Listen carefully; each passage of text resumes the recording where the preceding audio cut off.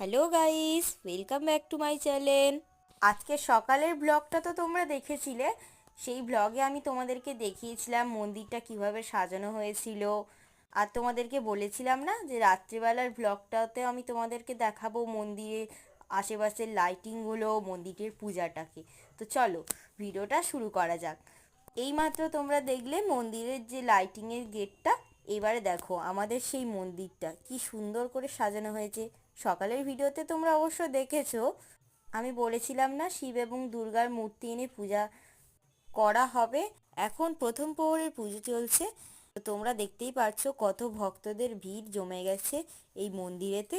সমস্ত ভক্তরা ধীরে ধীরে মন্দিরে এসে ভিড় জমাচ্ছে। এই দেখো জলজ্যান্ত দুটো শিব আর দুর্গা রাস্তার মধ্যে দাঁড়িয়ে আছে। স্বয়ং শিব দুর্গা একদম স্বর্গ থেকে মর্তে নেমে এসেছে। এখানে ভোগ প্রসাদ খাওয়ানোরও ব্যবস্থা রয়েছে। দূর দূরান্ত থেকে প্রচুর দর্শনার্থীরা আসে এবং এখানে ভোগ প্রসাদ খায়। এই যে টেবিল চেয়ারগুলো পাতা আছে তোমরা দেখতে পাচ্ছ, এইগুলো ভোগ প্রসাদ খাওয়ানোর জন্যই রয়েছে। কিছুক্ষণের মধ্যেই দর্শনার্থীরা ভোগ প্রসাদ খাওয়ার জন্য ভিড় জমাবে।